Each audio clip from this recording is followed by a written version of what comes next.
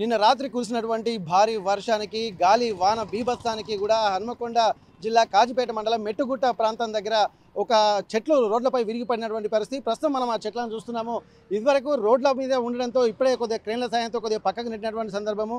రాత్రి కురిసినటువంటి వర్షానికి అక్కడక్కడ పిడుగులు పడినట్టు కూడా సమాచారం. అయితే దీనికి సంబంధించి కూడా ఒక్కసారి మనం చూస్తున్న విజువల్స్ ఈ కరెంటు తీగల దగ్గరనే ఉండడంతో కూడా చుట్టుపక్కల స్థానికులు కూడా భయాందోళనకు గురైనటువంటి పరిస్థితి.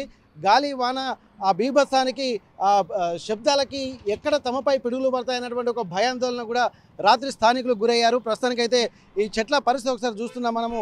ఇక్కడ ప్రతి సంవత్సరం కూడా వర్షాకాలం రాగానే ఇక్కడ సీజనల్గా చెట్లను కొట్టి వేస్తూ ఉంటారు, కానీ కరెంటు తీగలకు తాగకుండా. కానీ నిన్న మాత్రం రాత్రి గాలివాన బీభత్సం సృష్టించింది. ఆ గాలివాన బీభత్సానికి రోడ్లపై ఉన్నటువంటి ఒకే దగ్గర అంటే కాజీపేట ప్రాంతాల్లోనే చుట్టుపక్కల చెట్లన్నీ కూడా విరిగిపోయినటువంటి పరిస్థితి, ఒక అతలాకుతలమైనటువంటి పరిస్థితి మనం చూస్తున్నాము. ఇప్పటి వరకు కనీసం మెట్టుగుట్ట రామలింగేశ్వర స్వామి టెంపుల్ దగ్గర కూడా వరుసగా ఇక్కడ ఉంటాయి. ఇక్కడ ఈ ప్రాంతాన్ని చూసినట్టయితే మనం ఒక్కసారి పరిశీలిద్దాము. రోడ్డుకి ఇరువైపులా కూడా చెట్లను నాటారు. ఆ చెట్లలో సంబంధించి కూడా గాలి వానకి ఈ చెట్లను కూలినటువంటి సిచ్యువేషన్స్ మనం చూస్తున్నాము. అయితే ఇక్కడ కాజీపేట ప్రాంతమే కాకుండా చుట్టుపక్కల అంటే నిన్న ఉమ్మడి వరంగల్ జిల్లా వ్యాప్తంగా కూడా భారీ వర్షాలు పడ్డాయి. ఆ వర్షాలను కూడా కొంతమంది వర్షాలు పడితే ఇక్కడ గాలివాన బీభత్సం అనేది కొద్దిగా తీవ్ర పరిస్థితులకు కూడా దారి తీసినట్టుగా మనం చెప్పుకోవచ్చు. ఇక్కడ వరుసగా అంటే 1, 2 ఇక్కడ మళ్ళీ ఆర్చుకు అటువైపున కూడా మనం చూస్తున్నాము. ఈ శ్రీ సీతారామచంద్ర స్వామి ఆర్చ్ దగ్గర కూడా ఇక్కడ చెట్లు విరిగినటువంటి పరిస్థితి. మళ్ళీ అటు చూసినట్టయితే రోడ్డుకు అటువైపున కూడా ఒకేసారి చెట్లు కూలినటువంటి పరిస్థితి. ప్రస్తుతానికి ఇక్కడ స్థానికులు కూడా చాలా తీవ్రమైనటువంటి భయాందోళనకు గురవుతున్నారు. మొత్తం మెట్టుగుట్ట ప్రాంతం దగ్గరనే ఈ చెట్లు అంటే ఒక్కడి దగ్గర కనీసం 7-8 ప్లేస్లలో ఈ చెట్లు విరిగినటువంటి పరిస్థితి. మనం స్థానికులు కూడా ఉన్నారు ఇక్కడ, వాళ్ళని ఒకసారి కనుక్కుందాం. అసలు ఏం జరిగింది, రాత్రి ఎటువంటి పరిస్థితులు ఉన్నాయో చెప్పండి సార్. నిన్న రాత్రి చూసినట్టయితే మొత్తం ఈ ఆర్చ్ దగ్గర 3 వైపులా దాదాపు అక్కడి నుండి ఇక్కడ వరకు చెట్లు వరుసగా గులాయి. యాక్చువల్గా గాలి వర్షంతో పాటు గాలి బాగా వచ్చింది సార్. గాలి రావడంతో పెద్ద భారీ మొత్తాలు ఉంచాలి కాబట్టి అవి మొత్తం పోయి లైన్ మీద పడడం, దాంతో లైన్ కట్టడం. అక్కడ కూడా ఆంధ్ర బ్యాంకు, ఎస్బీఐ బ్యాంకు మొత్తం ట్రాఫిక్ జామ్ అయింది. నీళ్ళతో పాటు జామ్ 2 hours జామ్ సార్. అప్పటికప్పుడు అంతా మొత్తం వీళ్ళందరూ సాధారణ పౌరులందరూ కలిసి వాళ్ళంతా సాయం చేయడం వలన ఈ road traffic jam 2 hours 10 o'clock మొత్తం అయిపోయింది సార్. అంటే ఇప్పుడు దాదాపు వైర్ల కిందనే చెట్లు ఉంటున్నాయి. దీన్ని ఎట్లా చూస్తున్నారు మరి? ఎందుకంటే నిన్న కరెంటు వైర్లు తెగిపడితే కూడా కొద్దిగా ఇళ్ల మీద నుంచే ఉన్నాయి కదా, దాన్ని ఏమన్నా మీరు అధికారుల దృష్టి తీసుకెళ్లారా సార్? ఆల్రెడీ చేసినాం సార్, దృష్టి తీసుకుపోయినాం సార్ అధికారులు. యాక్చువల్గా నేను కూడా ఎలక్ట్రిసిటీ ఎంప్లాయనే సార్. సో ఎందుకంటే రాత్రి ఉన్నాం సార్, సాధ్యమైనంత వరకు అవాయిడ్ చేస్తున్నాం. కానీ బాగా గాలి రావడం వలన దాంతో బాగా మా బరువు ఉండి అది ఉండి వెళ్ళడం మొత్తం హెవీ గేల్ అండ్ వింట్ రావడంతో ఒకటేసారి కుప్పకూడడం జరిగింది సార్. యాక్చువల్గా అంటే నిన్న దాదాపు గాలి వాన అనేది మామూలుగా వస్తుంది, కానీ ఒకేసారి నిన్న పరిస్థితి సడన్ గా పెరిగింది ఒకటేసారి. కడిపికొండ నుంచి ధర్మసాగర్ నుంచి హన్మకొండ కంటే ఈ కడిపికొండ, కాజీపేట, మడికొండ ప్రాంతంలో ఒకటేసారి హెవీ రావడం వలన ఈ బాగా ట్రాఫిక్ జామ్ ఏర్పడేది సార్. అయితే ఇక్కడ మనం చూస్తున్నాము అంటే ఇవన్నీ కొంత మున్సిపల్ అధికారులు కూడా వచ్చి ఇక్కడ కొన్ని కట్ చేశారు. రోడ్లకు అడ్డంగా ఉన్నటువంటి వాటిని మొత్తం కట్ చేశారు. ఇక్కడ ఈ చెట్లు కూడా మొత్తం విరిగిపడ్డాయి. దాదాపు ఒకటే కాకుండా చాలా చెట్లు విరిగిపడ్డాయి. పాపం ఇక్కడ షాప్ కూడా చాలా ఇబ్బంది పరిస్థితులు అయితే ఉన్నది. షాప్ కూడా కొద్దిగా మొత్తం అక్కడ ఉన్నటువంటి రేకులు కూడా ఇరిగిపోయినటువంటి పరిస్థితి. ఇక్కడ స్థానికులు కూడా మనం ఒకసారి చెప్పండి అమ్మా, ఎప్పుడు జరిగింది అంతా? ఎన్ని గంటలకు? రాత్రి 7 గంటల వరకు నైనా 7 గంటల ఉదయమా? సాయంత్రం 7 గంటలకు. నిన్న సాయంత్రం 7 గంటలకు 7 గంటలకు లోపలనే ఉన్న గాడుకు వచ్చింది చెట్టుగా పందిరిపడ. ఇక భయమైంది. ఇక నేను చచ్చిపోతా అనుకున్నా.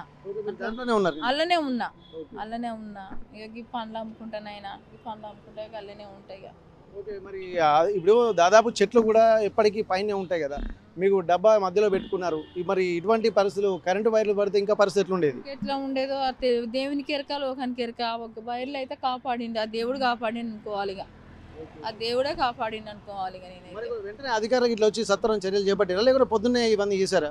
పొద్దున ఇంకా తీస్తా తీయలే. ఇంకా మరి తీస్తారు నుండి ఇలాంటి పరిస్థితి ఉండేనా? అట్లనే ఉన్నది. ఇక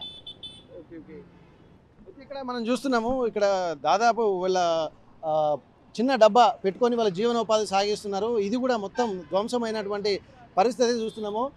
30 సంవత్సరాల నుండి కూడా ఇక్కడే స్థానికంగా ఇదే డబ్బా పెట్టుకొని వాళ్ళు జీవనం కొనసాగిస్తున్నారు. ఇక్కడ రామలింగేశ్వర స్వామి ఆర్చ్ దగ్గరనే దానికి ముందే ఇక్కడ పెట్టుకున్నారు. పైన చాలా భయంకరమైనటువంటి అది ఉంది. ఒకవేళ వైర్లు దాగి, ఎందుకంటే ఇనుప రేకులతోటి ఈ షెడ్ ఉంది. ఆ ఇనుప రేకులలో ఏ ఒక్క వైరు తెగి ఈ రేకులకు దాకినా కానీ తను ఏది ముట్టుకున్నా షాక్ వచ్చేటువంటి ప్రమాదం అయితే ఉండే. నిన్న గాలివాన బీభత్సం సృష్టించిన సమయంలో కూడా తను రాత్రి 7 గంటలకు ఇక్కడే ఉందని చెప్పి అంటున్నారు. ఒకవేళ పెద్ద పెను ప్రమాదమే తప్పింది, ఏమన్నా జరిగి ఆ కరెంటు వైర్లు తెగి పడితే నా పరిస్థితి ఏందన్నటువంటి ఒక భయాందోళన మాత్రం ఇక్కడ వ్యక్తం చేస్తున్నటువంటి సిచ్యువేషన్స్ చూస్తున్నాము. ఇక ప్రస్తుతానికి వైర్లు అయితే తెగి ఉన్నాయి.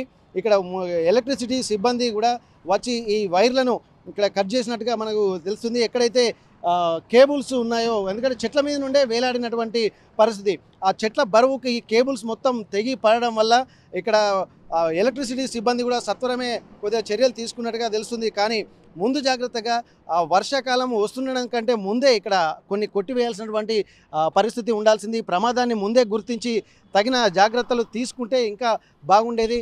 అయితే ప్రస్తుతానికి మనం ఒక్కసారి మళ్ళీ ఈ చెట్టు కూలినటువంటి ప్రాంతానికి కూడా వెళ్దాము. ఎందుకంటే స్థానికులు నిన్న జరిగినటువంటి పరిస్థితిని చూసి చాలా భయాందోళన వ్యక్తం చేసినటువంటి సిచ్యువేషన్స్ అయితే చూసాము.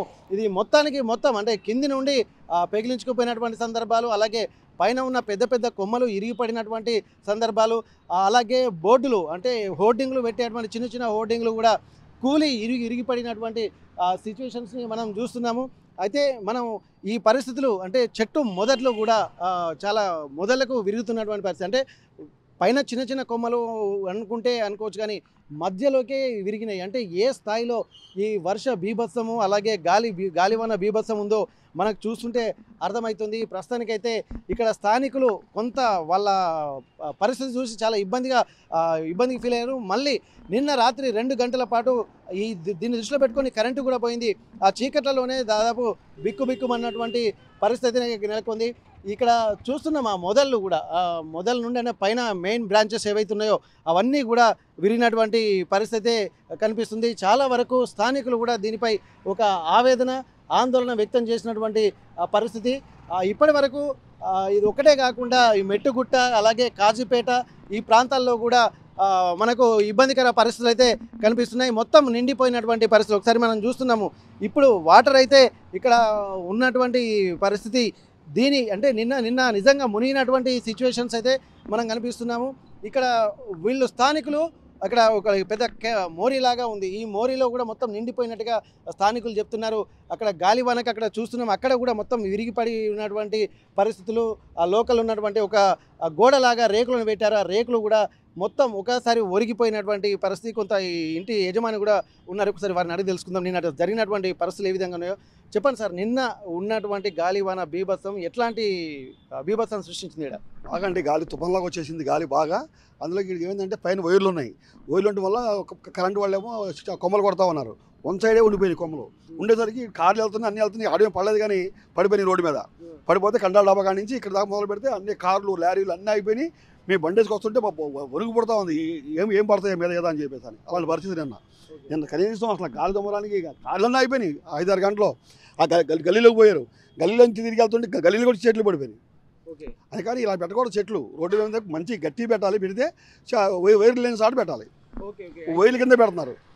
ఇక్కడ మనము ఒకసారి అయితే దీన్ని నిజంగా వీరు అన్న దాంట్లో కూడా ఒక పాయింట్ ఉంది. ఎందుకంటే ఇవి కొద్దిగా పెలుసుగా ఉండేటువంటి చెట్లు మాత్రమే, కొద్దిగా అంటే దీని పర్యావరణాన్ని దృష్టిలో పెట్టుకొని పెట్టినటువంటి చెట్లు, కొద్దిగా గట్టిగా ఉన్న చెట్లు పెడితే బాగుంటేది.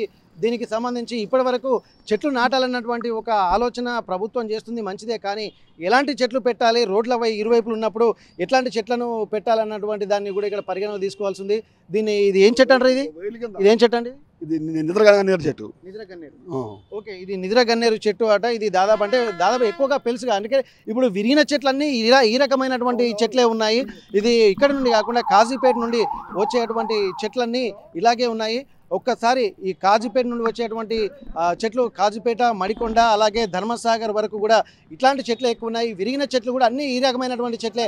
మనం ఒక్కసారి దీన్ని పరిశీలించాలి. అంటే రోడ్లపై పెట్టాలనుకున్నప్పుడు కొద్దిగా గట్టిగా ఉన్నటువంటి చెట్లు పెడితే ఇబ్బంది లేకుండా ఉంటుంది. ఇది విరిగిపడడం వల్ల కూడా ఎక్కువగా ఇవే చెట్లు ఉండడం వల్ల ట్రాఫిక్తో వచ్చేటువంటి వాళ్ళు కూడా ఎక్కడ తమ మీద పడతాయన్నటువంటి ఒక భయాందోళన కూడా వ్యక్తం చేసినటువంటి పరిస్థితి. హనుమకొండ కాజీపేట నుండి కెమెరా పర్సన్ రాజుతో వెంకటరత్నం, RTV వరంగల్.